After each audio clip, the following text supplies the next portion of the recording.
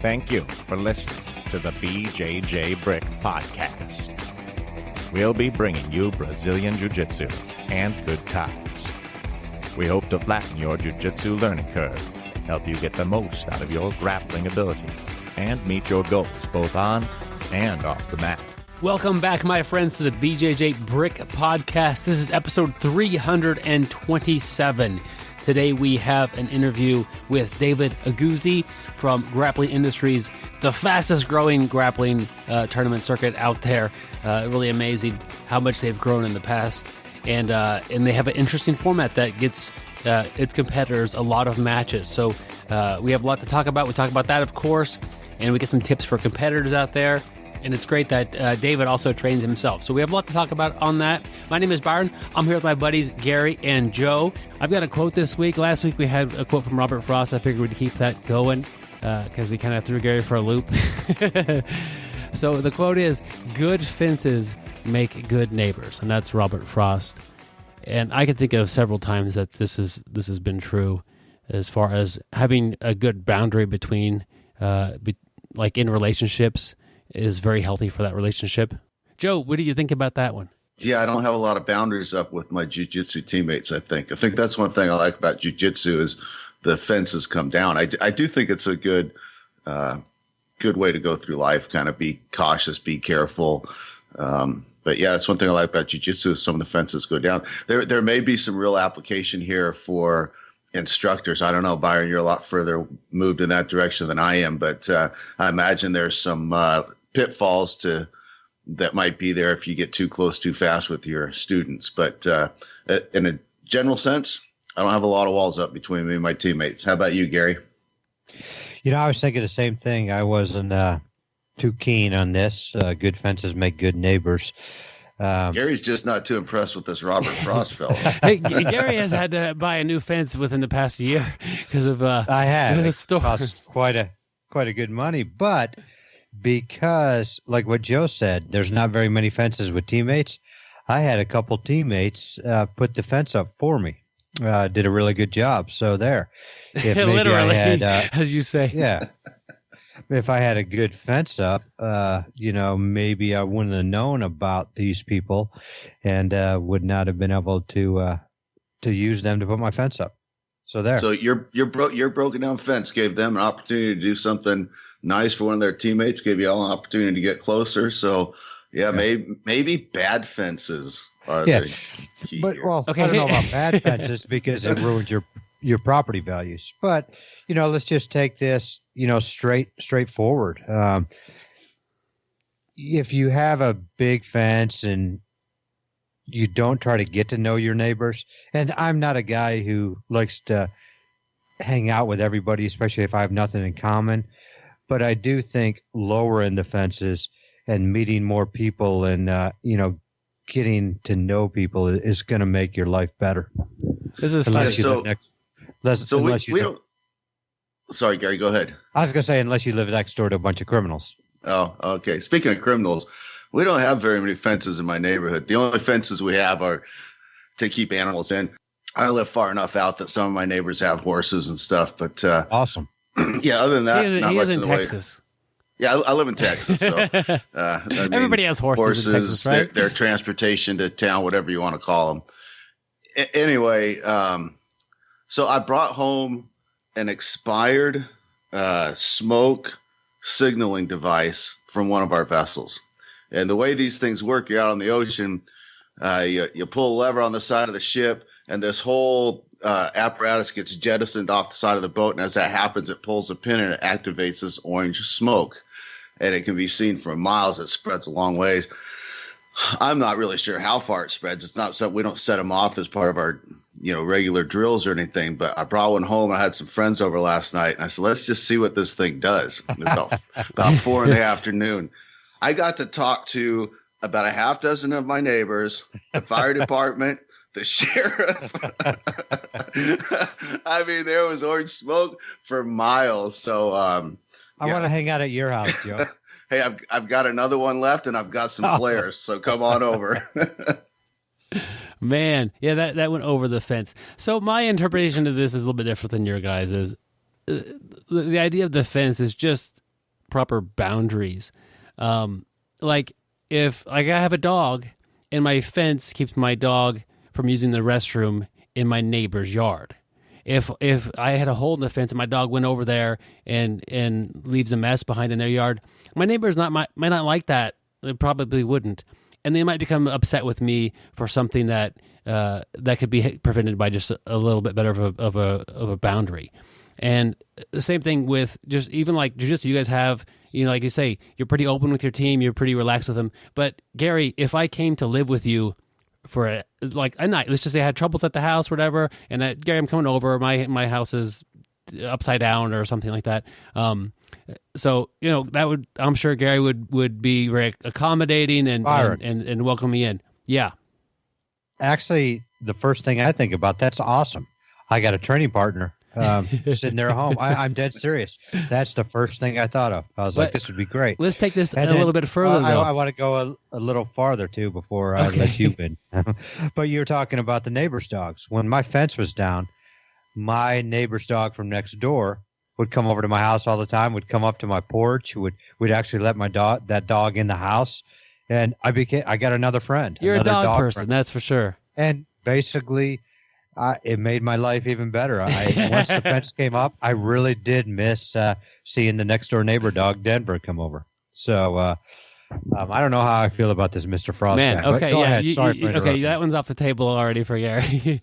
But I guess we have it figured out now that Gary and I are pretty friendly, and Byron's that one guy in the neighborhood with an 8-foot tall security privacy fence, and he's got a little opening in the gate. When you come, he slides that thing and says, "What's the password?" He's got a periscope, and he walks the neighborhood with an AK. Hey, you got to get the job done, man.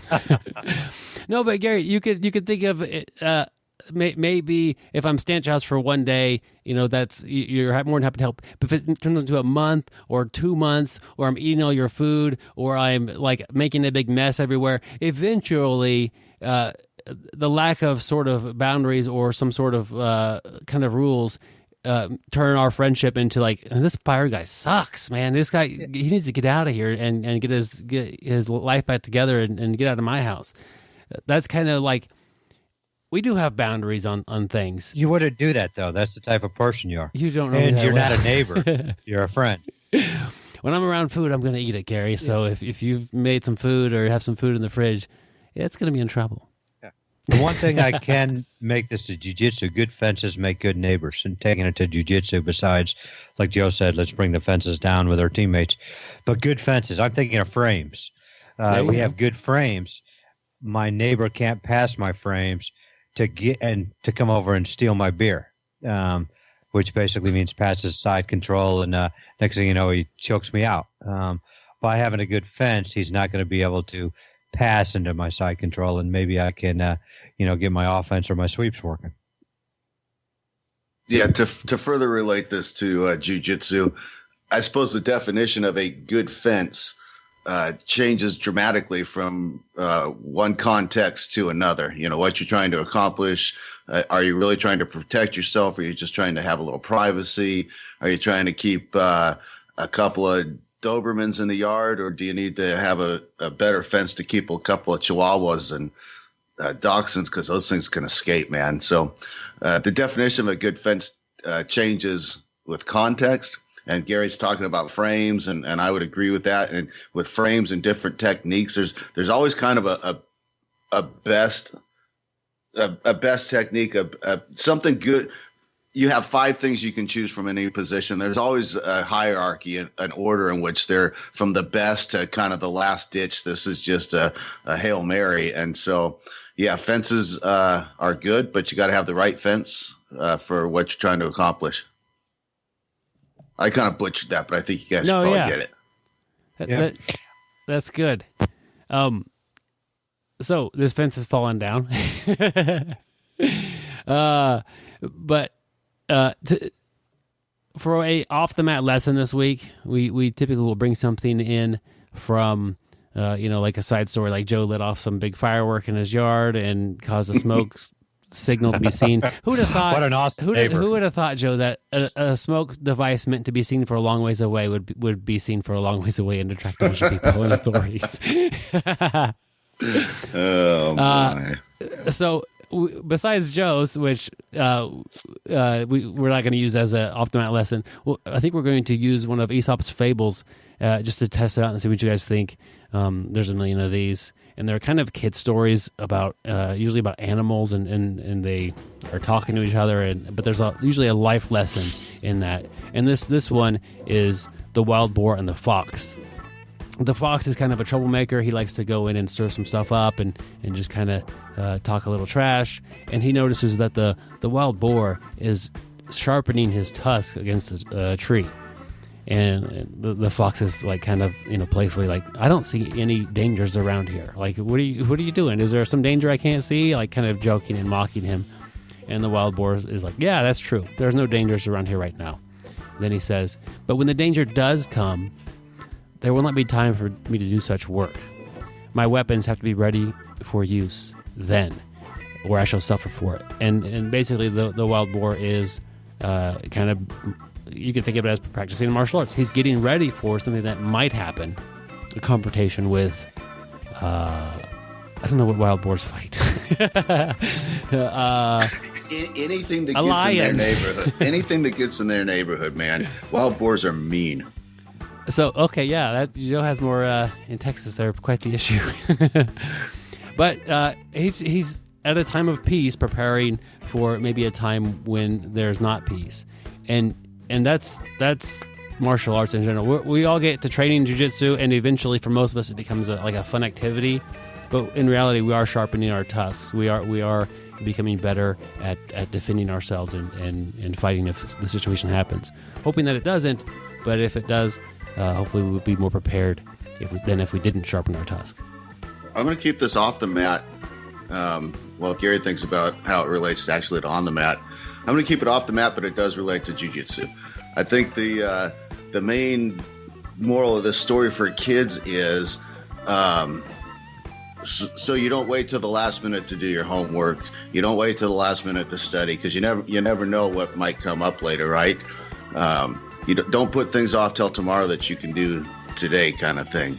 And I think that has a relationship to helping us get to class, helping us maintain a regular class attendance, all that kind of stuff, which is very important. Keep crap in your life, your everyday life, in order, so that when it's time to go to jiu-jitsu, your significant other is not reminding you that you still need to change the oil in the car, or mow the yard, or you have all these other things to do that you had time to do earlier and you just put off. So I think the moral of the story is, stay on top of things, stay ahead of things, don't wait till the last minute to do things. I think that'll make your life in general better, and I think it'll help you get to class a little more. Yeah, good stuff, Joe. That definitely makes sense. I can think of times where I'm gonna either train Tuesday or Wednesday. And what, I'll train Wednesday. And so I did some stuff on Tuesday, and then sure enough on Wednesday, I got busy doing something else, and I couldn't train either day because I didn't take the opportunity when I had it. I've been there before. You're not sharpening those tusks, Byron. Well, I'm trying to grind them down. I'm already ugly Byron's enough, tusks are Gary. dull. It's a bit of an underbite. But, kind of like what you said, Byron, though, about sharpening the tusk. Jiu-jitsu becomes fun, and we love it.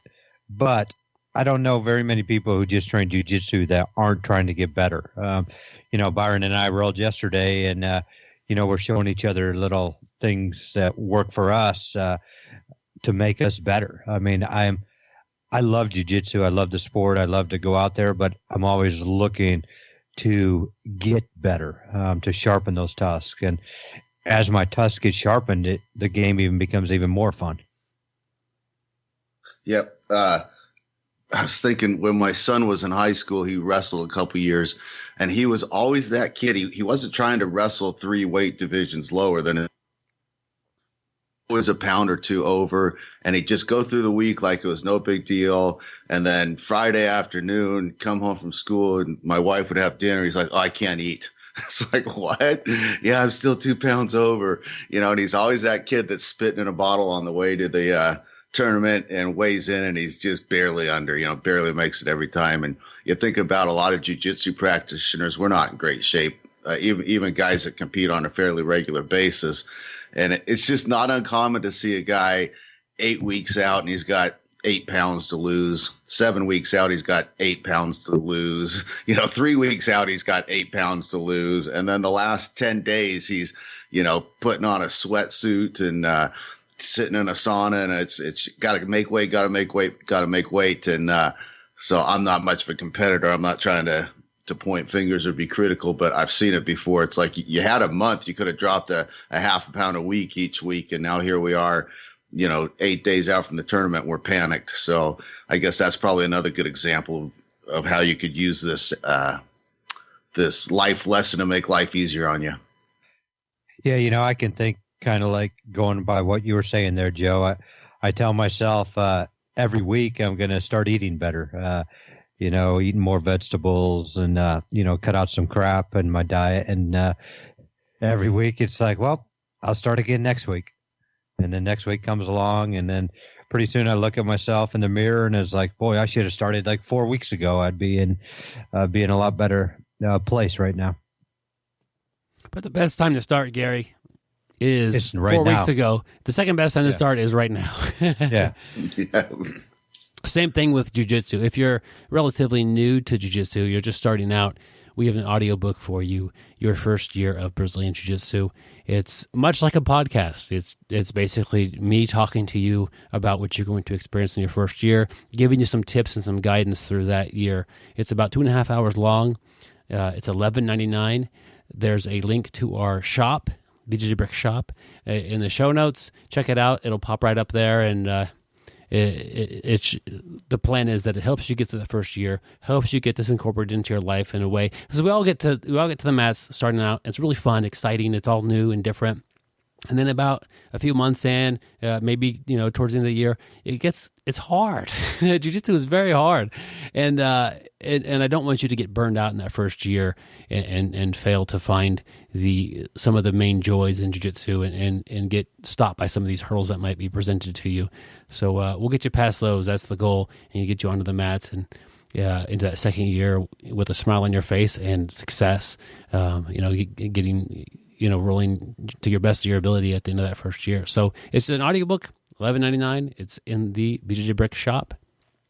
Check it out, my friends. I think it is time for our interview with David Aguzzi. He is the most interesting grappler in the world. He is so good at getting hooks in that he won the 2012 Bassmaster Classic without using a rod or a reel. He washes his belt, yet somehow it retains all the knowledge he has gained. He attended a women's-only seminar, and his only disguise was his charm. It took 2 hours for someone to notice his beard. I don't always listen to podcasts, but when I do, I prefer the BJJ Brick podcast. Stay sweaty, my friends. All right, my friends, I'm happy to bring David Aguzzi to the BJJ Brick podcast. David, welcome to the show. Thank you for having me on. Yeah, I'm excited to have you. You are the person who has started Grappling Industries. It's a huge tournament circuit that many tournaments all over the country or all over the world, really, in many different continents. So I can't do you justice as far as introducing you. You're a black belt, so you train, you run tournaments. Give us a little bit of an introduction of who you are and what you're up to. So like you said, my name is David Aguzzi. I live in Montreal, the eastern part of Canada and the French part, I would imagine. I'm a jiu-jitsu black belt. I've been training since I was about 14 years old. So that was about 16, 18 years ago. I started training because my brother got me involved once he rented a VHS from one of those blockbusters, and it was a UFC. And I saw Guy Mesger tap out Tito Ortiz with a guillotine choke after Tito Ortiz crushed him the entire fight. And I was like, how could that happen? And the next week I was learning how to grapple. And from there, it just all spiraled down. Wow. and eventually, how's this end up forming Grappling Industries, this journey? So later on, as I was getting more and more into jiu-jitsu, I really wanted to be an MMA fighter, and I really loved actually competing in jiu-jitsu itself. I wanted to, in early 2011, to go to the Euros that take place in Lisbon, Portugal. I didn't really have a lot of money. I was a university student at the time, and I wasn't working a part-time gig or anything like that. So I thought instead of doing like a GoFundMe or anything like that, because I'm not fans of those originally, I'd rather like try to make money by doing something in jiu-jitsu. So I tried to give some seminars like for $300. I tried to give some privates for like $25, but it wasn't really adding up to the money I needed to afford the plane ticket from Canada to Portugal, plus the accommodation and the registration and all that. I didn't really have any sponsors, so I thought of trying to run some type of maybe tournament that I could maybe raise some money for my trip. I ran that tournament. It was a very basic in-house event. It had like 39 competitors, but it somehow made me enough money to not only afford the trip, but also be able to donate $1,000 to the Montreal Children's Hospital. So I was able to do that charity action plus get myself to the tournament. But then in the weeks and months following, I kept thinking to myself, well, there's not a lot of tournaments in Montreal anymore. There used to be, but there wasn't anymore. And I thought maybe I could continue to try to run these tournaments. And as I continued to think about it, I kept thinking about ways to make that first in-house better. So I ran another in-house, and from there, we started to get into actual venues and then actual production and actual formatting. And from there, it just continued like my jiu-jitsu career, like in wanting to do jiu-jitsu, doing tournaments just continued to spiral. So that was your first experience with running a tournament. Now, how did that evolve to what Grappling Industries is today? So after I ran that tournament, after I went to the Euros, I came back home clearly. I started reflecting back on the experience of running a tournament. And there was things that bothered me clearly. Like I didn't give out medals during that in-house tournament. I didn't give out any prizes. I didn't have any sponsors to give me a gi to give out to a particular winner of the tournament. And I thought maybe I could get these things. Maybe I could better my tournament. At the time, the other tournaments weren't doing things like that either. They might have been giving out medals, but there was no prizes and there was no special format of giving them more matches at the tournament. So I just kept thinking to myself, like most people do after they have a fun experience trying to produce anything or sell anything, maybe I can make it better. And then I went to work with one of my best friends at the time, and we worked on trying to create a more, not amateur setting, but a more professional setting slowly. So over time, we bought our own mats and we got laptops and TVs, but I was always faced by the hurdle of capital. So the first thing was clearly just getting some capital to be able to do this, because the first event in-house was clearly a fundraiser in the first place for myself to compete at the Euros, and then also for charity. So I needed to get a loan. And then from there, again, it just continued to spiral out of control. And just out of curiosity, what belt level were you when you started to really get into this and this started to become a big thing? It was brown. Brown, okay. So I was going to the Euros to compete in brown belt, I believe 141 pounds with the gi on. So describe how big is Grappling Industries? Nowadays, so in the first year, we're talking about maybe 3 or 4 tournaments. And from there, I was just doing the tournaments in Montreal. Of course, anyone who's ever going to produce a tournament is going to produce a tournament in their local city. That's where they know the venues. That's where they know the referees. That's where they know the gyms and other competitors at other gyms. So, of course, I just produced tournaments in Montreal, and from there I started to expand to Toronto, which is the closest city from Montreal. And then I went to Australia somehow, and then I went to the U.S. Nowadays, Grappling Industries, this year alone, we produced 130 events. Next year, we're going to produce 175 events. 175 events is more than any brand in the world. It's the only brand with more tournaments being produced in the IBJJF next year.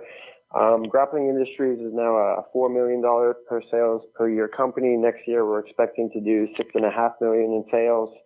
And we have 10 full-time employees, and we're just trying to continuously get better, hire more people, include more catches for the competitors, more perks, things that other tournaments continue to fall short on, for example.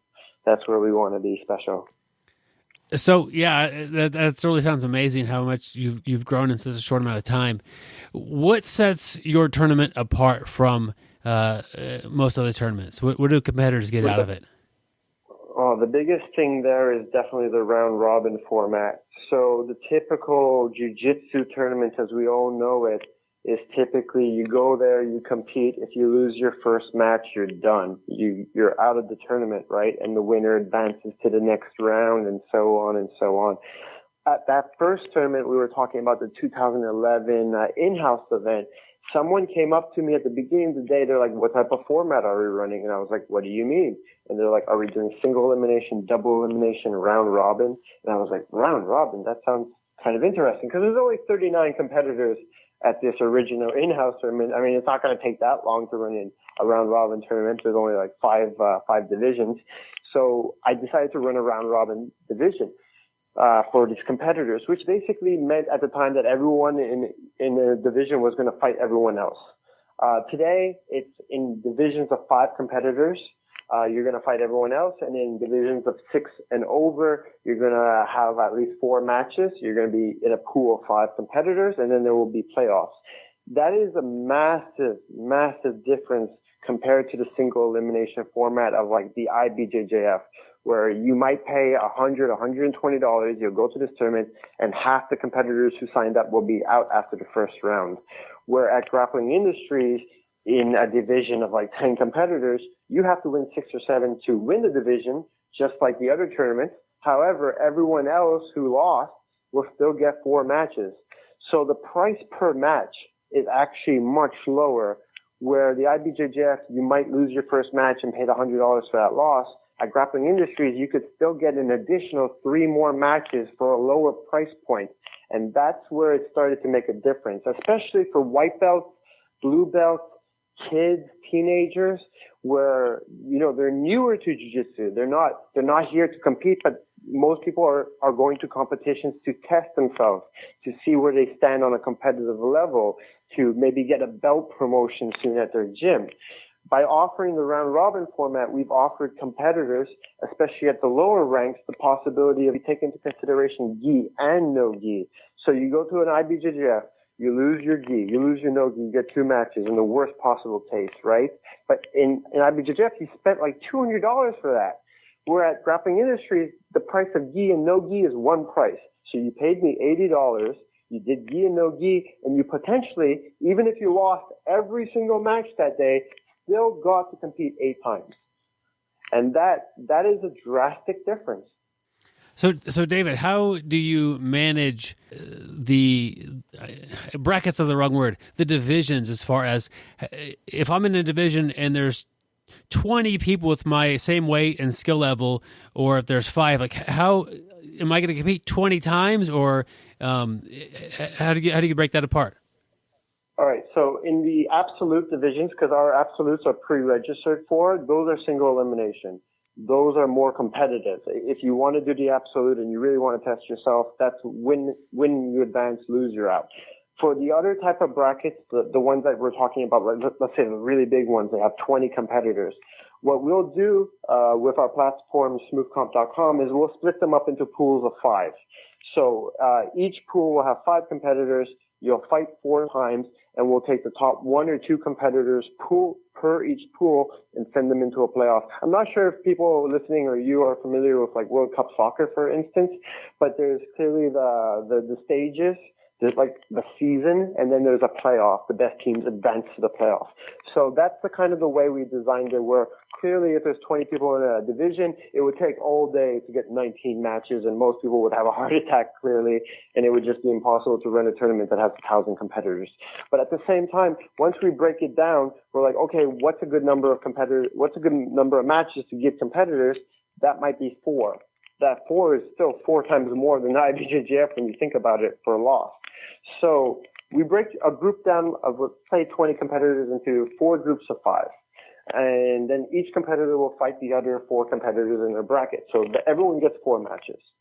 Then we'll take the best record of each of the pools, or the top 2 competitors in each of the pools, and we'll move them into a playoff. And then from there, it's win, you're advancing in the playoff, or lose, you're out at that point. But to make it to the playoff in a bracket of like 20 people, you would have at least needed like a 4-0 or 3-1 record. And then from there, you still need to win another 3 more matches. So to win our bigger divisions, you actually have to win more matches than an IBJJF as well. Yeah. Wow. It sounds kind of, you mentioned soccer, which I'm not real familiar with, but you could also think of it maybe like poker. You know, you're in a room with a bunch of tables, and you win the table, go to the next table, and work your way through that. Yeah, exactly. Basically, like, we just break them into tables or pools, whatever the word people are familiar with, and then the best people from those tables or pools will advance more into a playoff stage. So potentially a ton of mat time. How long are these matches? Right now, we run our matches at 5 minutes. That's pretty average. A lot of other tournaments might run 6-7 minute matches.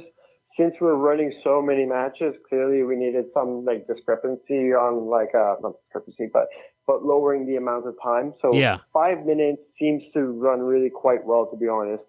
If you can't beat your opponent in 5 minutes, that's a problem, especially since I think the problem with like jiu-jitsu has always been like people hate longer matches because there's more stalling. People get tired. Where in 5 minutes, a lot will happen because it's short and you need to get to the point. It's not that there's less jiu-jitsu in this 5 minutes. It's just the same amount of jiu-jitsu compacted into the 5 minutes. That's a great way of saying it, exactly.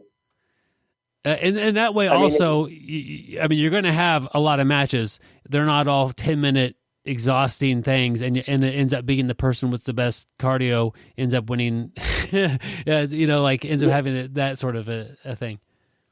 Yeah. I mean, if you're down by 2 points, 2 minutes into the match, you only have 3 minutes. You don't have like 8 minutes to try to come back or anything like that. It cuts down on the stalling time since our referees want you to move a lot faster. But yeah, 5 minutes we find works really well and makes for really competitive matches that are really intense, to be honest. So you mentioned like 175 events scheduled or in the works for next year, and you have full-time staff there. Does everybody train? Is everybody familiar with jiu-jitsu that's working for you? Absolutely. I mean, everyone who works here clearly does jiu-jitsu. The Europeans do jiu-jitsu, of course. The Australians do jiu-jitsu. The Americans do jiu-jitsu. I do jiu-jitsu. I mean, to run a jiu-jitsu tournament or be part of this jiu-jitsu company, I mean, you have to kind of understand what's going on, right? Yeah. And a lot of my employees, they also have like similar thoughts where they might have had bad experiences with competing, and they thought of new ways of fixing that or bettering the experience for the competitor. And so we all come from that type of background. Like, for example, one of my employees is actually a parent of a jiu-jitsu competitor. So being a parent, they can really offer you the insight of their experiences bringing their kids to tournaments, not getting matches for their kid, or having to move their kid up to a higher weight bracket or age bracket, which is common in jiu-jitsu for the kids and teens, unfortunately. But having someone like that with so much experience of bringing their kid to a tournament every single weekend, you really get their insight of how this should happen, But everyone, all 11 of us do jiu-jitsu or have a jiu-jitsu background. Yeah, that's cool, and I think that helps out. You're able to relate with with your customers, really. Yeah, absolutely. I mean, there's some tournaments out there. I don't want to rant on them or anything like that, but there are clearly some tournaments that have popped up in the last year or two where the owner and the people running the tournaments have no jiu-jitsu experience. So you have these people coming in with lots of money. They're trying to run a jiu-jitsu tournament, but they've never done jiu-jitsu. And it makes it hard for them to relate to what's actually happening at their own tournaments compared to grappling industries where everyone kind of, like I said, knows exactly kind of what's going on. Yeah. We've all been in the position of the competitors that are competing in our tournaments. And to be honest, many of us have now competed in grappling industries as well to get the vibe of it, to better understand what we're doing. So you've produced around 300 events, tournaments. Just a question, just kind of to see what you have to like have your pulse on the culture in jiu-jitsu.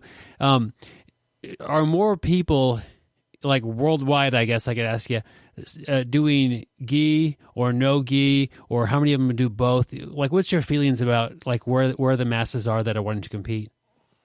Man, that's interesting, because if you go online, it's different than what's happening in actual real life. You know, online there seems to be this really big no-gi movement, this really big submission-only movement, but that's not the trend in actual tournaments. The trend in actual tournaments is gi is typically 3 or 4 times bigger than no-gi. Wow. And as well, points tournaments are much bigger than submission-only tournaments. So it's interesting how online we're seeing a lot of no-gi. We're seeing super fight shows promoting more no-gi matches. Yet when it's the choice of a competitor to spend their money to compete, they'd most likely rather compete in a gi division than a no-gi division, and especially if the tournament has points compared to no points, no time limit. So you're seeing within your tournaments as well, you'll have more people sign up with the gi than without the gi. Absolutely. Okay. I mean, it's not even a question. Like, I knew the answer right away when you asked it. It's not even like okay. There's no doubt that's where that most people are wanting to go. There's a lot of schools that don't even have no gi, to be honest. So by the time no gi rolls around, there's no gi. So like, there's of course schools that are very dominant in no gi. Like you see 10th Planet Jiu-Jitsu, it's clearly a no gi school. They don't have gi. But that's them, you know, and then there might be some more like specific MMA schools that don't have gi in their programs. But for the most part, jiu-jitsu schools doing a jiu-jitsu tournament, they're gi oriented. Huh. Like the data screams it, to be honest. Are most of the people that are doing no gi also doing the gi, or are they just trying to specialize in that? Do you have any idea of that? No, I would imagine like if you're doing no gi in a tournament, the odds are you probably did gi in the first half of the day, to be honest. Like unless you're going to a gym that particularly has no gi program, then the odds are that you did gi, and then you also want to add no gi because you do no gi twice a week, or you think it's similar and that's how you're doing it. The only schools that I feel like are just no gi oriented would be like the type, like I mentioned, 10th Planet, or very specific MMA type of schools. Like last week in Milwaukee, Rufus Sports has a very big no gi program. But even then, we're seeing these MMA schools come out with gi programs, and those are picking up. I really personally don't actually know what it is, because I would think no gi would be bigger myself as well, being that you don't have to buy the kimono, so there's a less cost to entrance. However, it just seems like the kimono sells. I don't know why, but it does. Yeah, that's interesting. For the profile of a competitor, you mentioned a lot about white belts and blue belts. Are they the bulk of the people who are competing? I would say so. So the biggest division, without a doubt, would be the white belts and blue belts. That goes everywhere. I mean, it doesn't matter if you're at Grappling Industries or IBJJF or NAGA or anybody like that. I mean, white belts and blue belts dominate the game. Even if you look at the gym, like when you go to the gym, you'll notice there are more white belts and blue belts than there are purple, brown, and blacks. I feel like, and it happened to me as well, so I can kind of relate, but as you get higher in belts, there's less higher belts in the community. Thus, entering a tournament, you have less competition, or you've already competed with these people perhaps at another tournament or in a lower belt rank. So you're seeing less brown belts and black belts compete. Yeah, sure, there are some big tournaments, you know, there's the ADCC for no-gi, there's the IBJJF Worlds for black belts. But when you're seeing like the regional scenes or just under like the most highest level, they don't often compete anymore. Like brown and black belts don't compete as much as they used to. They have a harder time wanting to pay that money for less matches compared to white belts that can easily fill divisions and blue belts that can easily fill divisions. What do you see for the future of grappling industries, and also two different questions altogether, but also jiu-jitsu as a whole, as far as where it's going in the future? So grappling industries, last year, we put a lot of emphasis on really opposing to NAGA, for example. I'm sure a lot of your listeners who understand the tournament market know what NAGA is. Last year, we put a lot of opposition towards NAGA. I used to be a fan of them when I was younger. I competed in them. But as I became an adult, I realized they are just not a complete tournament. So last year was really about that. And now this year, since we've surpassed them, I am 100% we surpassed them. Now the goal is clearly focused on becoming the opposition party to the IBJJF, the biggest tournament in the world. Even I have to acknowledge this right now, and becoming that opposition party to them, getting more and more competitors to make that switch, more in gyms to make that switch from IBJJF tournaments to grappling industries, and at the same time just continuously bettering our tournaments. It's one thing to become opposition to someone, it's one thing to want to have a bunch of competitors, but it's not going to work unless the tournaments are perfect. So we are consistently investing lots of money in not just advertising clearly to get more competitors, but also our production. We're trying to upgrade our production every year. Like last year, we went to an online system, no more paper bracket type of stuff. All our events have laptops and electronics. We are continuously trying to upgrade the production. We're trying to better our referee staff. We're trying to better the prizes. We came out with the coolest team champions medals. We have more freebies than any other tournament offers. We offer competitors, for example, free registration to help us set up. We offer each gym a free registration for a competitor from their gym who has never competed before. No other tournament does that in the world. And we made it free for brown and black belts. So now, more and more often, brown and black belts are now competing at grappling industries where we just talked about it, where brown and black belts were not competing very much because they had to pay this price. Now it's free for them to compete, and they're more enthused to actually do it. Also, we made it free for pro MMA fighters because pro MMA fighters, they clearly need some experience on the side when they're doing these pro MMA matches. So we're just trying to become bigger and better. Better is going to lead us there. And bigger is how we're going to become opposition to the IBJJF is what we really want. The second question, what do I see for the future of jiu-jitsu as a whole? That's interesting because I read an article last year that was saying that jiu-jitsu was getting bigger. But at the same time, I also read a contradicting article that said that jiu-jitsu was not getting bigger. And that's kind of interesting because as the gyms seem to be getting bigger, it's not the case. There seems to be actually more gyms than there were before, but memberships at a lot of these gyms are actually lower than the average. So we're seeing new gyms pop up, but the gym only has 20 members compared to some Gracie Bajas that clearly have 1,000, 2,000 members. So it's hard to say. I think jiu-jitsu has clearly become more international. A lot of Brazilians have moved out of Brazil into other countries and they've expanded jiu-jitsu. A lot of MMA fighters are all over the world. Stuff like Conor McGregor becoming big in Ireland also makes jiu-jitsu bigger in Ireland. They have direct correlations. So we're seeing jiu-jitsu. Last week on your podcast, you had Lachlan Giles. Who's Lachlan Giles, Craig Jones, Ben Hodgkinson. Those guys have made jiu-jitsu so big in Australia. It's crazy how big jiu-jitsu is in Australia. So jiu-jitsu as internationally is getting there. It definitely is. The thing is, when people are talking about how big jiu-jitsu can get, a lot of the conversation becomes, we need to get this to the Olympics. And my struggle with the idea of jiu-jitsu ever getting to the Olympics is I'm not sure the Olympics would be cool with gi-based, kimono-based jiu-jitsu right now. If you look at the past 5 years of kimono-based jiu-jitsu at the highest level, out of the last 5 years, let's say the 50 medals given out at the black belt level, maybe 3 are Americans. 2 or 3 are Americans, and then 45 or 47 are Brazilians. I don't know if IOC, the International Olympic Committee, would be cool with giving out, 8 or 9 medals in one Olympics to the Brazilians for a sport that doesn't seem to have that much diversity yet, even though we're seeing an international level growing on the base. Wow. Yeah, you said a lot there, and kind of talking about the potential for Olympics or something like that, picking it up. Yeah, I don't know. I don't think we need that sort of thing when we have people like you and we have other things. But it's always this kind of, how would it do, or would it be like? You mentioned, and not to like go too deep into anything, but NAGA, like comparing with them and competing, and they're not quite a complete tournament. What did you mean by that?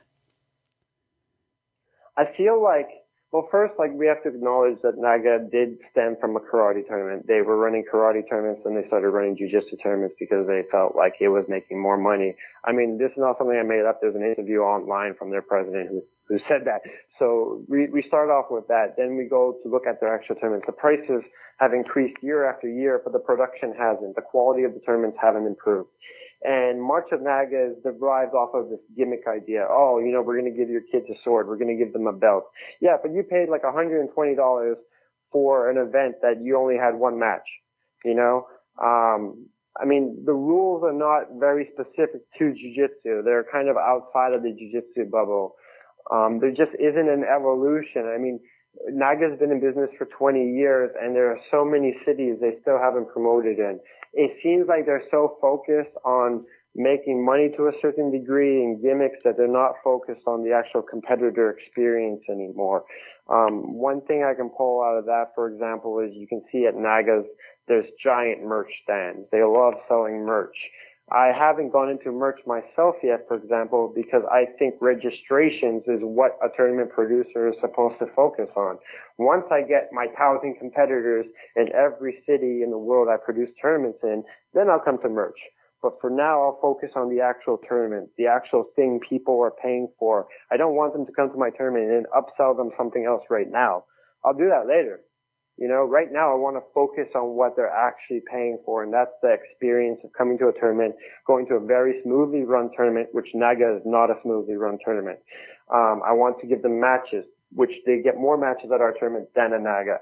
And it's everything. It's just the whole experience, I'm telling you, is much better. And you also mentioned that you let pro fighters jump in the tournament for free. Let's just say, hey, I like to do this. No gi only. No gi. I'm a pro fighter. What division do you throw that person into? So I guess it really depends on their experience. Like, we've had some pro fighters that are UFC fighters, like Mac Danzig, Robert Whittaker, former UFC champion with the Grappling Industries Australia, for example, and so forth and so forth. It really depends on their experience. They should go in advance technically. Then again, we have had MMA fighters who were strikers and wrestlers who didn't have the experience in grappling, and they had to go intermediate. Just because you're a pro, like, that's the thing. Like, we think of pro MMA fighters as the people who train full time, but it's not actually true, Some of these people are Muay Thai kickboxers who now need grappling experience to better their complete game. And if he's a Muay Thai kickboxer and he's been doing jiu-jitsu for 6 months, it would be weird to throw him into advanced. Now, I think they should go into advanced because the rule set of our advanced is more like an MMA match with heel hooks and reaping compared to the white belt and beginner divisions that don't have heel hooks and reaping, clearly. But that's pretty much it. It really goes down to the competitor. Okay. If you're a pro MMA fighter and you want to compete in our tournament, I would imagine you're doing it so you can better your pro MMA career. Yeah. You want that experience. You want some tough matches with people whose game you don't know. So, I always try to encourage them to do advanced, which is the highest level of our tournament. But some of them are like, oh, I'm a kickboxer. I don't have any grappling experience. Well, then you can do intermediate since you have no experience. But that's really up to them. There's a chart on our website for like the experience. Okay. And wherever you fall into it is up to you. However, I try to encourage them, of course, to do advanced. Without getting into all of the details, what is your basic rules format? Basic rule format is we try to be pretty open-minded about everything. So for kids, it's we allow submissions. There's a lot of organizations that the kids and teenagers they're not allowed to do submissions. We do. So I know that's turned off some gyms that have kids and teens, but jiu-jitsu is jiu-jitsu. It's not wrestling. It's not positional grappling. It's jiu-jitsu. You need to submit your opponent. That was the whole point of jiu-jitsu in the first place, right? Gaining position and then submitting your opponent. So for kids and teens, we do have submissions. For beginners, we have a little bit more submissions, like white belts and beginners. And then from intermediate blue belt levels, we start adding more and more that was banned elsewhere. When you look at the IBJJF rule set, there seems like heel hooks are banned in no gi. Reaping is not allowed for anybody in the gi or no gi. We added reaping to blue belt and intermediate, starting there. And it's changed the game. I mean, there's so many, leg locks are the way of the future, right? It's half the body, like John Danaher says. And they should be allowed to be actually applied in competition. I mean, it would be silly if we have this preset rule where it's like, okay, we'll grapple each other, but we're only allowed to tap each other on the upper body. I mean, that doesn't make much sense. Yeah. So we allow reaping starting at blue in the gi and intermediate in no gi. And then also at the higher levels, we allow more and more stuff. Like, we allow neck cranks in advance. We allow, heel hooks in advance. Stuff that should exist because they're submissions. I mean, people get hurt, yes, but they don't get hurt because of the submissions. People get more hurt in jiu-jitsu because of scrambles than an actual submission. People are smart enough to tap. And if they're aware that they can tap, they will tap. So I don't think the submission is causing the issue. So I'm not sure why submissions are being limited so much at other people's tournaments, where I think we just opened it up. Like we call it like opening up the submission floodgate when we released our subcharge. Wow. So you said you feel that scrambles are where most injuries happen? Absolutely, yeah. Like if I shoot in on you on a double leg and you sprawl and then I try to get under you and take your back or something, that's where our knees are bending at weird ways, right? Okay. Or I'm trying to get off my back and you're trying to pin me down and my knee gets torqued a different way. This is how injuries are being created in scenarios where the body isn't controlled by itself, compared to submissions. I mean, if I'm in an armbar, I know I'm supposed to tap. Okay, yeah. If I'm in a heel hook, I know I'm supposed to tap. Same thing with chokes. I'm either going to sleep or I'm going to tap, I mean, it's the scrambles that are causing those serious injuries like the ACLs and LCLs and all that. Okay, that makes sense. I mean, we're all very familiar with what submissions are capable of doing. The most popular one I would imagine is, for example, I try to double leg you or I try to pick you up for a takedown, and when you're going down, you put your arm out and you land on your arm first and then your shoulder comes out. That seems very common because people don't realize they're not supposed to put their hand out when basing out on a takedown. Okay. Stuff like that. It's just basic scrambles that are causing the injuries. And it's like, they're the same injuries from the gym, you know? The same injuries that are happening in the gym are the same injuries that are going to happen in a tournament, and they're not usually submission-based. If you had to guess on which submission does cause the most injuries, is it the heel hook or is it Kimura's, or do you have anything that pops into your head? Kimura, absolutely. Yeah, so like you got it right there. So a lot of people would think it's the heel hook, but a lot of people are smart enough to tap early on in a heel hook, compared to Kimura's, where it does, like Kimuras are exactly like heel hooks, right? You're extending it, and then it's going to pop.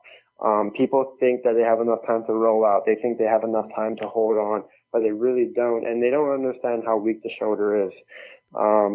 It's more common of a submission, so it's creating more injuries as well.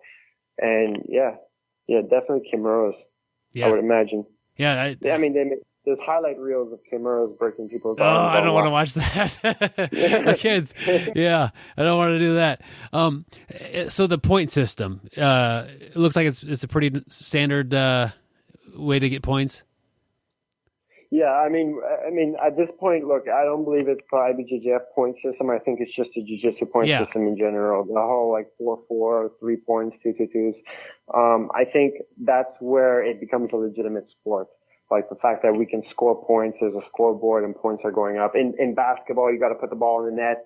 In soccer or hockey, you got to put the item in the net. There's always some type of way of scoring points so that people who are watching can kind of understand who's ahead or not. Okay. We tried to run submission only tournaments for a while. We made an organization on the side called only submission only, OSO. And OSO's whole goal was no time limit, submission only tournaments.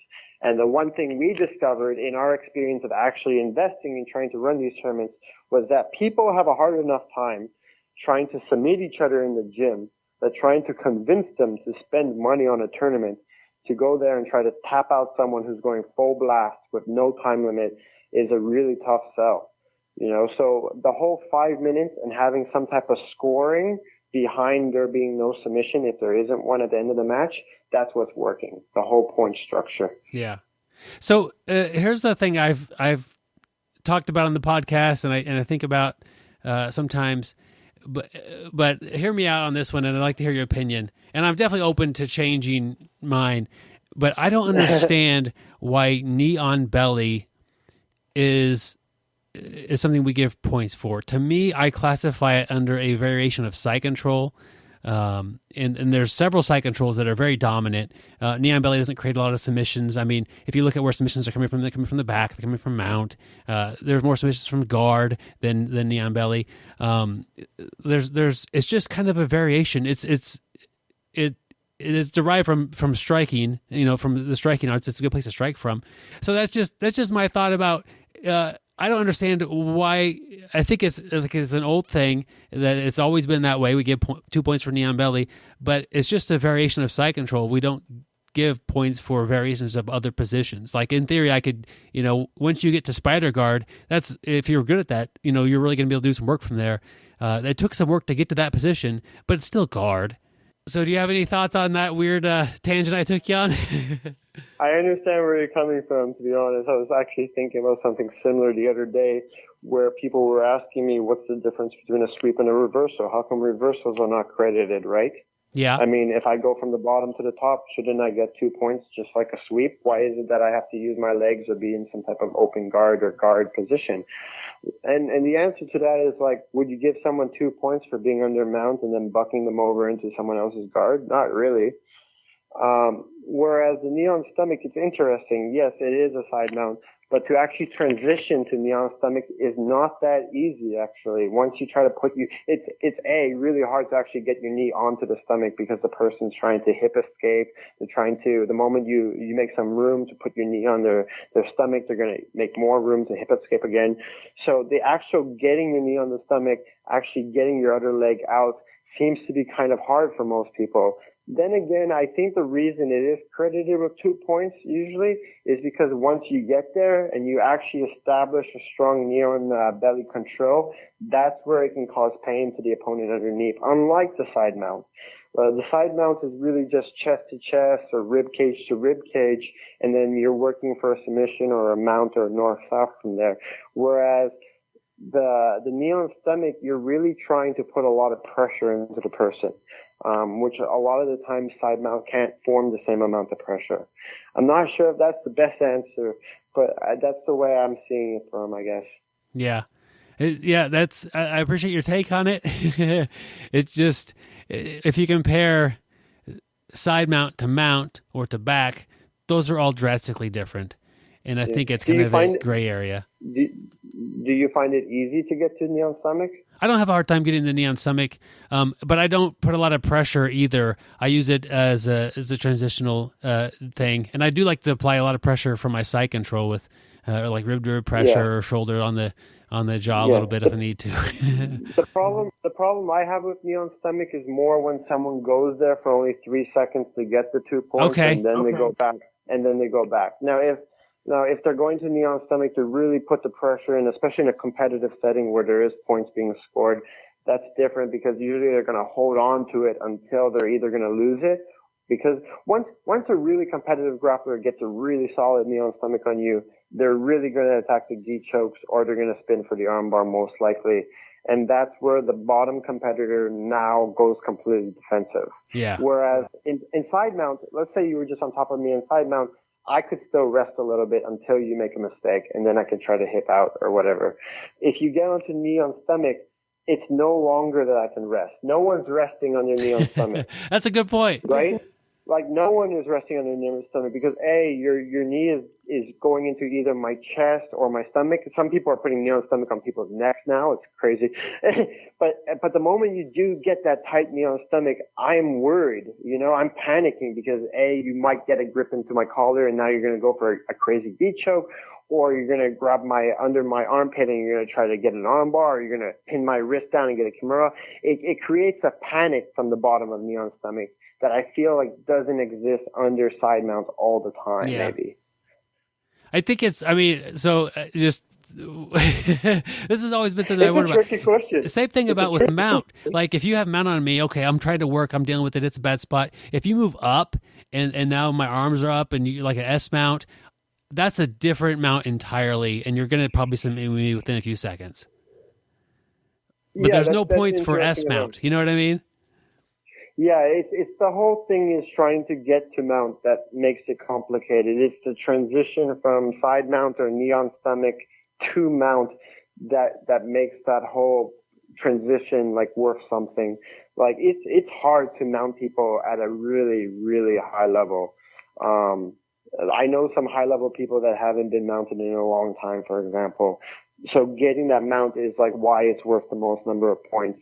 Once you're like on mount and you've got both those knees on the side of their ribs or their stomach, I mean, now you're pretty much in a tight position and you're transitioning from there. I feel, I guess, the same way about knee on stomach, where like you have that side mount and now you have to transition to knee on stomach, get your other leg planted out and based out and really hold the position. Where the guy on the bottom, like I mentioned, I think he's just going to start to become more spastic, you know. In the spasticness, he's going to become really defensive as well. Yeah, that's interesting. I appreciate your look on that, having been to many more tournaments than me and seen a lot more knee on stomachs. I actually appreciate the question, and now I've got to think about it a little bit more. You know? Well, good, and I appreciate you being open to that. So having seen so many competitors, step onto the mat for the first time, or if the first time is a blue belt or whatever. Do you have any advice for like the average person that signs up for your tournament? What guidance can you give them so that they have a good time? Oh man, stop cutting weight. I mean, people who are just new to jiu-jitsu or even been doing jiu-jitsu a year, odds are they don't know how to cut weight, right? So they try to sign up for a tournament, and the first thing they do is like, what weight class should I sign up for? And instead of focusing on their jiu-jitsu, what ends up happening is extreme dieting, extreme cardio, extreme stuff that doesn't have to do with jiu-jitsu. You know, I mean, as a white belt, do the division that your weight is. Like if you're 178 pounds and there's a division at 170, 185, just do 185. Don't cut the 8 pounds. You most likely don't know how to cut the 8 pounds. And most likely if you do cut the 8 pounds, you're going to perform like shit. That's just the facts of it. It's happened to me. It's happened to so many people. You can usually tell who's it happening to as you're watching it as well. You just see people who are much more pale, people showing up like early in the morning, and they say stuff like, oh, I haven't eaten in 2 days. Oh, okay. How do you think that's going to make you win a sporting event? You know? Yeah. So, I mean, That's and funny. I've seen it over and over and over again over like the 15, 20 years of this stuff. I mean, MMA is different. MMA, you need to learn how to cut weight because that's part of the game, unfortunately. And even at the black belt level, there are some guys cutting weight. But like Grappling Industries, you have to weigh in the same day. You can weigh in as early as 7:30 in the morning. But I mean, if you didn't eat the night before, you're probably going to feel like shit because right after you weigh in, what are you going to do? You're going to eat, right? And let's say then you compete shortly after. I mean, now you've got this food that's not completely digested, and you're most likely going to puke. This is how the puking happens at tournaments, I'm telling you. So you're getting people who are dehydrated. You're getting people who are starving themselves. You're getting people who are puking because they just stuffed a bunch of food down them. Like, the whole thing about cutting weight is also that there's a whole art to rehydration. And that's what people don't understand. You know, you can't just cut weight and then go eat a big bowl of spaghetti and meatballs. And you're not going to do that at 8 a.m. in the morning on a Saturday when you compete in maybe like 2 hours or 3 hours from now either. Yeah. Well, that's good advice, and it kind of goes to having a better overall experience, for your customer. I remember when I used to compete, one of the worst things was trying to manage my weight and see where I was and see where I wanted to be. That took a lot of the fun out of it, and focusing more on your jiu-jitsu and improving that, and less about where you're at. Yeah, instead try to use jiu-jitsu to make a healthy lifestyle. How about that? Go to the gym regularly, train, do your techniques, do extra sparring, and prepare your timing in the matches. I think the biggest detail, what makes some competitors so much better than other competitors is they've drilled the techniques and their timing is pretty good, like flawless almost. Compared to competitors that are not focusing on their techniques, not focusing on sparring, and instead they're focusing on, I'm going to run these pounds off. But, I mean, not a lot of people have experience with this. It's not like in jiu-jitsu, you can go and sit in a sauna all day before and then do the tournament the day after. That's not even how UFC fighters do it. Those weigh-ins are on the day before and they're like in the sauna an hour before the weigh-in. That's how they're doing it. And then there's a whole rehydration process. And none of this exists in jiu-jitsu, and people are trying to make it exist. And in trying to make it exist, they're just hurting themselves and their experience. Yeah. And they might not even, like you're saying, they might perform worse. Like you didn't eat for 2 days. You're going to do an athletic event? Like, what coach will tell you to do that? No coaches is saying that. No coach is probably telling their competitors to cut weight. I mean, if you're trying to lose 1 pound and the tournament is in 3 weeks, that's a completely different story, But if you decided, I just found out about this tournament, it's on Saturday, it's Wednesday today, I've got 2.5 days to shed 9 pounds, and you've never shed 9 pounds in your life, man, this is a really bad time to start. Yeah, that's rough.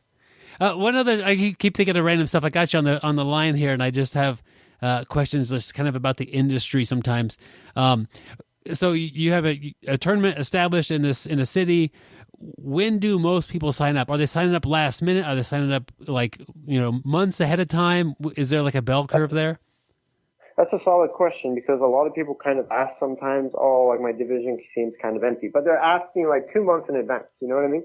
So there's actually 2 big bursts that happen in a registration process.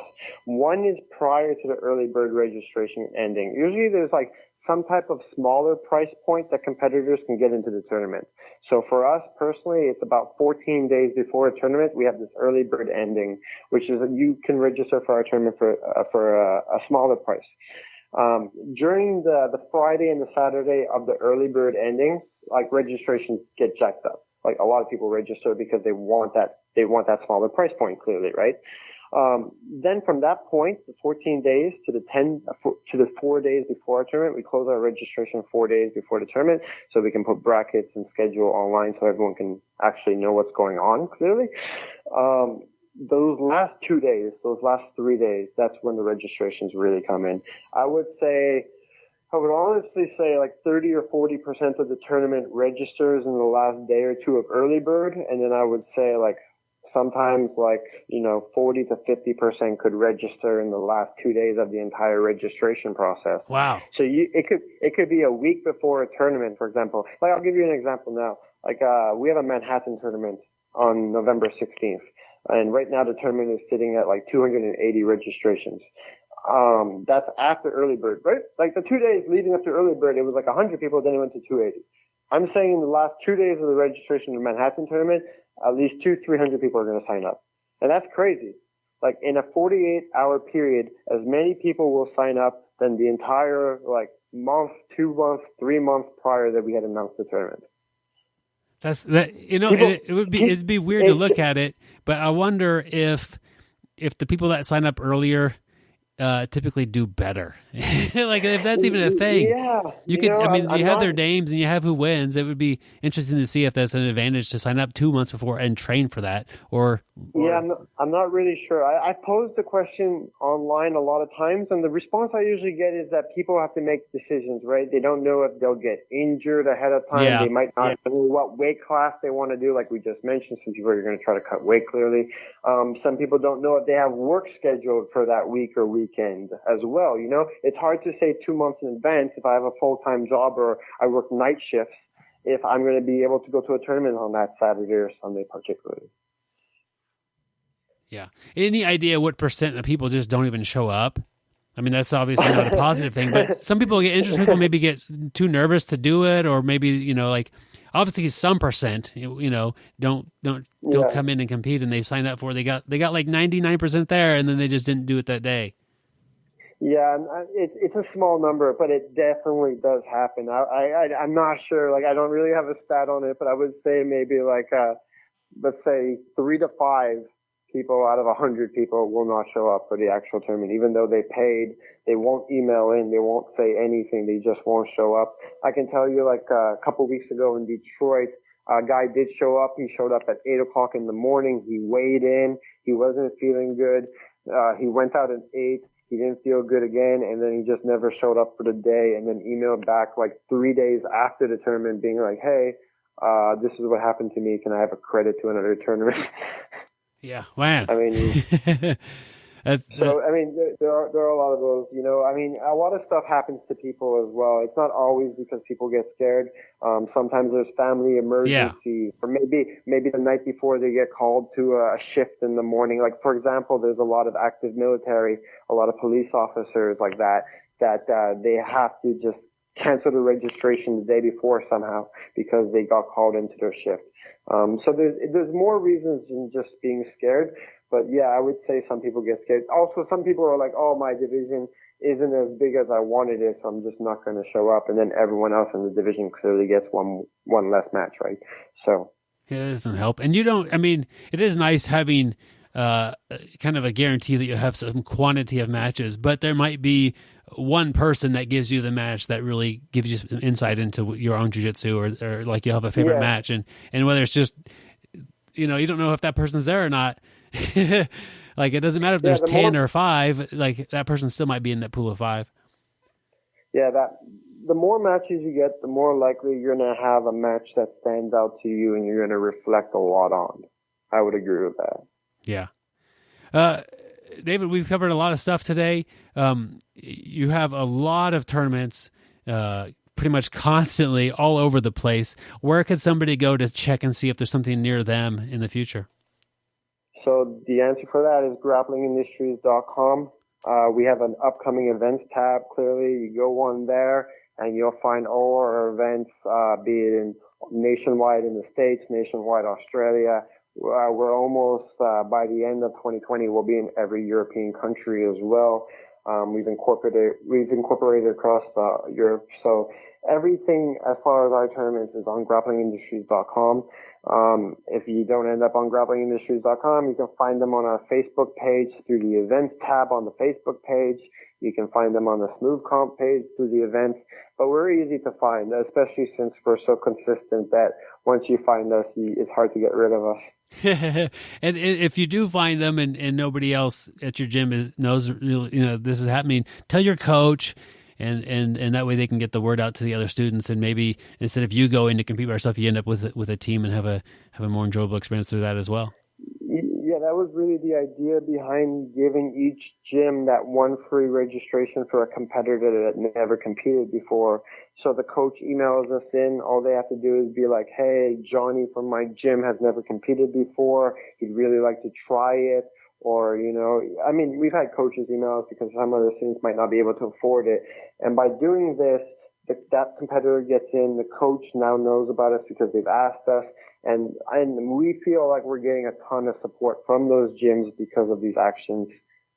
Man, that is awesome. It's good business, but it's also good for. And I realize you mentioned that earlier in the interview, but I didn't bring it back up. But so somebody, you know, thinking about competing, there's several hurdles to that. You know, some of them are being nervous or whatever. Also financial, like, you know, is this going to be worth the money? You know, if that's the case and it's your first time, you know, that there's a possibility that that's taken away. Yeah, you might not know if you like actually competing and you've never done it before. So we're saying, hey, let's get your feet wet. Come to our tournament. Your coach just has to email us and we'll give you the coupon code for it. And also, like, let's say you have competed in the past, but it is an actual financial issue or a burden to compete in these tournaments, because for some people it is, and we have to be realistic about that as well. So, I mean, we offer that you just have to help us set up our event the night before. It'll take 2 hours.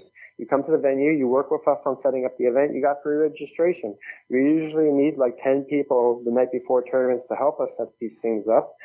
And so there's a lot of people who come that way as well. I like it, man. It creates a trust, you know, it creates this fact that we're working with the people, compared to just having our own employees set it up and do all this, you know. I mean, I know a lot of tournaments are like, well, you know, those people didn't pay. We don't really need them in the first place. Man, I want everyone to do my tournament. I mean, everyone. I mean, if 800 competitors is cool, but if we can get 1,000 competitors, that's even cooler. I want everyone to be part of that experience, you know? And it'll trickle down from there, you know? Don't forget that a lot of the white belts and blue belts of today will be the coaches of tomorrow, you know? Yeah. So a lot of them will get their brown belts one day. A lot of them will be their black belts. A lot of the aspiring blue belts are going to want to open gyms one day and have their own clubs. And, I want to be there the entire part of that journey. That's awesome. Man, David, it's been great having you on the show. Any final thoughts that you want to leave with the audience? Not really. Just look at what's going to happen, because next year we're going to make an announcement pretty soon about our World Championship and our Euros. We've never ran one, and we've got like the most crazy idea coming out for you guys.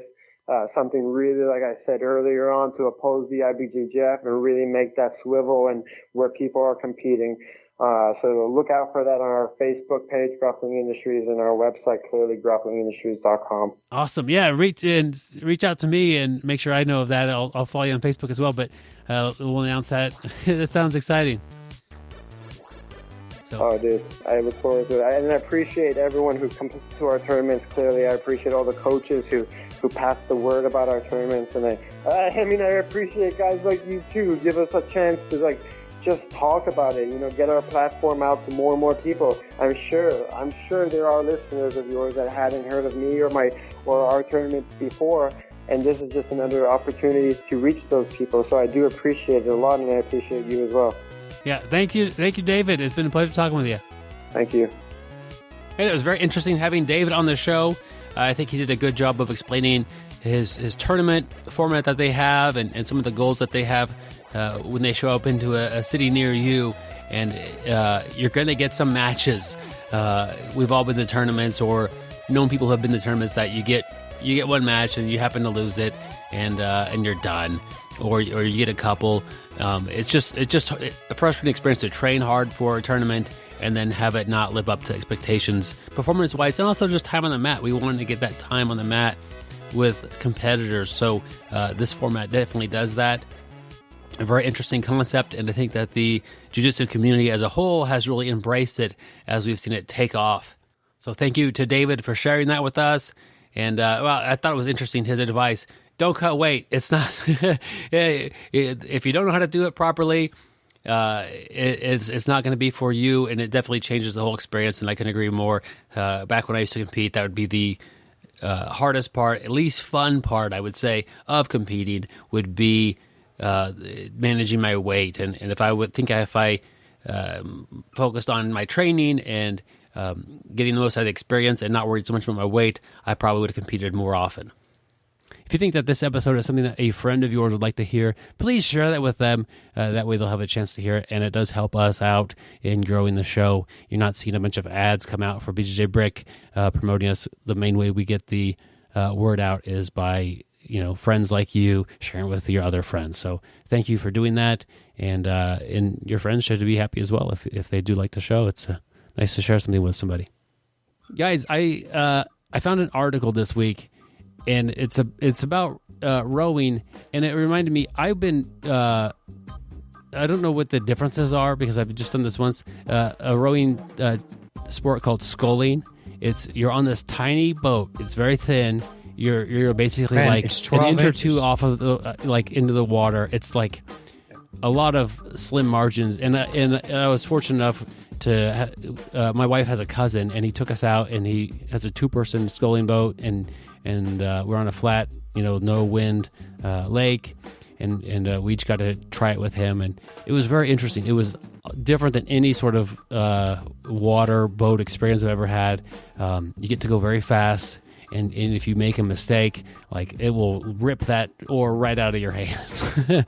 It's pretty crazy, and also just looking at this as a sport, kind of this article is called this article is called From a World-Class Rower Tips to Sharpen Technique. And I think we can look at this and see what this rower says and maybe bring some of that stuff back onto the mats.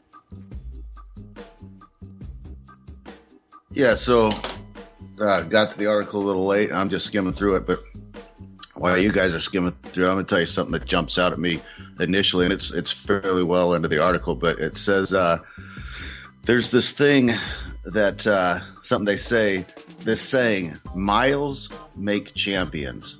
And I think the point is that, you can kind of learn how to do this. You can go to the gym. You could build up your back muscles, your bicep muscles, your leg muscles. Important to be able to do this efficiently. You can watch all the videos you want. You can talk to experts like Byron, who's done this before. But the real key is to just get out and do mile after mile of actually rowing this particular kind of craft. That's the only thing that's going to get you to being a champion. And we've said it a million times on here, and I'm just saying it again. There's no substitute for mat time. You can watch all the videos you want, go to the gym, you can do solo drills, you can work out. Those things are all great, and if you're a competitor and you want to be a champion, those things are actually even necessary. But there's just no substitute for time on the mats. Training rounds, I guess you could put that in instead of miles. You could say training rounds make champions. So that was the first thing that jumped out at me, guys.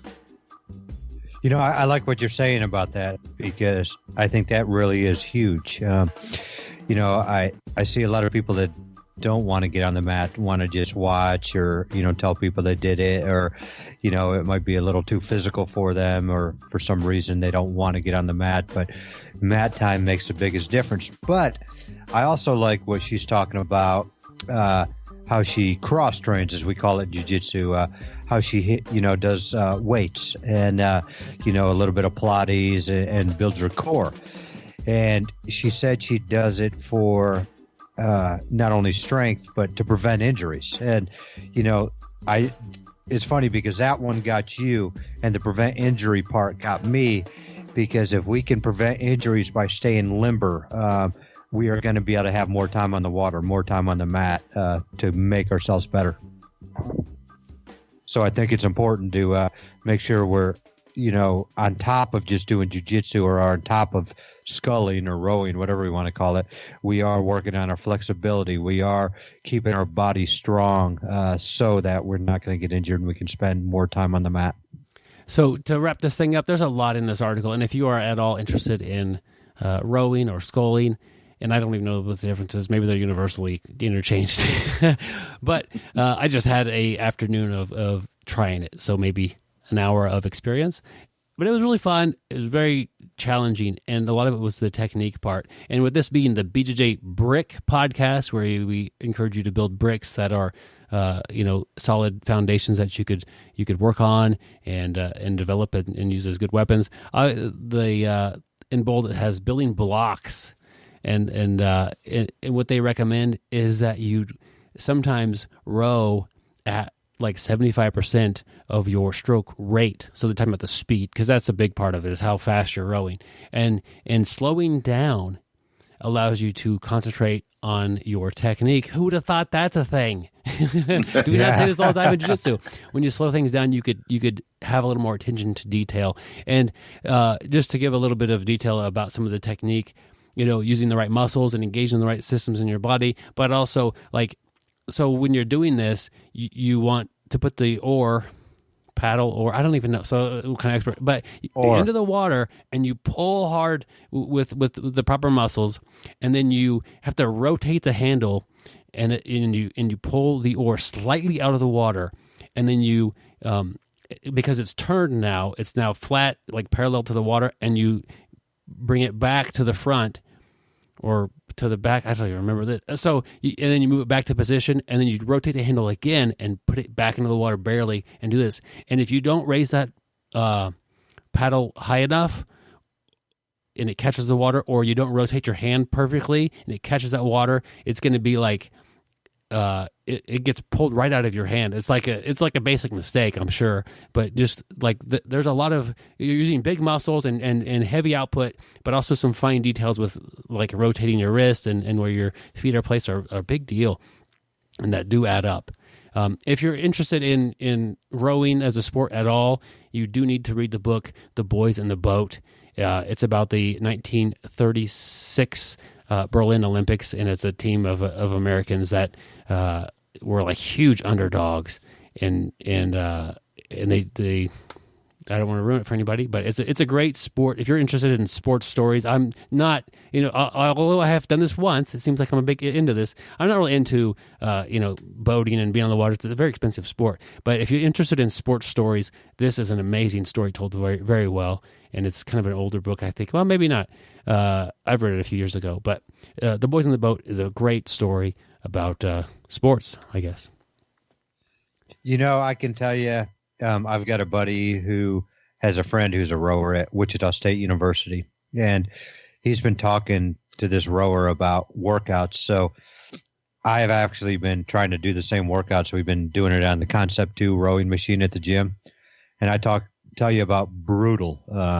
You want to get your heart rate up and have your legs on fire, and rowing will actually do that. But Byron, there's one article or one paragraph in here that I thought was perfect. Miss Garrett, the lady there, the Olympic lady there, she has a suggestion for you, and she was talking about doing 20 strokes at firm pressure for a rate of 18 strokes a minute. Okay, Gary. Byron, go hard for 1 minute and then easy for 2 to 3 minutes, and the rest should be history. What if you don't need that many strokes? Yeah, if it's a small, if you just got a little dinghy, sometimes. Sometimes you end up at the destination before that. Yeah, I was going to say I've never made it a minute, so I want to know. So I don't know how often we really encourage, or how strongly we encourage our readers to go read these articles. I think sometimes we just say, here's an article, here's some things we found interesting, and we just carry on, which is probably fine. But if you're a competitor, man, I think this is a great article. As we've been talking about it, I've been reading it a little bit more. And the whole reason we're doing this series of taking articles from other sports is, achieving excellence there's kind of universal concepts in that. And if you're a competitor, I think there's a lot of good stuff in here. So go over, it's, what's this, a small publication? The New York Times, and there'll be a link to it in the show notes, but it's about a 5-minute read, and it's a good one. So take some time and check it out, guys. Yeah, as the sport of rowing has been around for a long time, and it's in the Olympics, we have put some great minds to developing talent in that category. So I think anytime you kind of have all that, you have some good information with how to perform, get your body to do what you want it to do when it's time. One other point I want to, one other point I want to bring up too. I know this article is from 2008, but the rowing or sculling or whatever we call it, it kind of reminds me of jiu-jitsu. They're talking about how the sport has really grown, just like jiu-jitsu. We can talk back when we first started, how many schools were in town, how many people trained jiu-jitsu. So I just saw a parallel that sculling is a growing sport, as is jiu-jitsu. So I think this is a good article to bring to a jiu-jitsu podcast. Well, thanks, Gary. And, this Jiu-Jitsu podcast is partially brought to you by our Patreon supporters. What you could do if you want to help the podcast out is support us on Patreon. There'll be a link in the show notes to that. Go in there, and most people pledge $1 or to $3 per episode. And what that does at the end of the month, kind of the pledge comes through, and the money goes to help keep us on the air doing what we do. I would say doing what we do best, but doing what we do pretty good. It's what we do best. I mean, compared to the other things we do, which are not as good, like changing the stroke rates and those sort of things. I'd like to thank Sarah, David, and Thomas for their continued support through Patreon. They've been supporters for a little while now, and definitely appreciate that they still listen to the show and still supporting us. What happens when you go support the show is I send you out a few tokens of appreciation, a 5-inch BJJ Brick gi patch and a sticker come your way via the postal service anywhere in the world. So even our international listeners are able to get gi patches. So there are a few gi patches in multiple countries on this planet, and that's basically because of our Patreon supporters are everywhere. So check out the link in the show notes if you're interested in helping us out. We would greatly appreciate that. Guys, we have an interesting episode next week. It's Thanksgiving week coming up. How about doing like a kind of a gratitude or what we're thankful for about jiu-jitsu episode? That's a good idea. And since you're already bringing the subject up, that means Gary and I have a week to think about this. So that's going to be good. Yep, solid week. Or we record these back to back. Who knows what's going to happen? But we do look forward to bringing you guys that next week. Until then, stay sweaty, my friends. And don't forget to check your stroke rate. Train hard, train smart, get better, guys. I'll leave it at that. We'll see you on the mats. Yeah, get better at whatever you're doing over there, Gary. Yeah. Thank you for listening. I hope you find the time today to roll. After all, the best way to get better at Brazilian Jiu-Jitsu is to do Brazilian Jiu-Jitsu.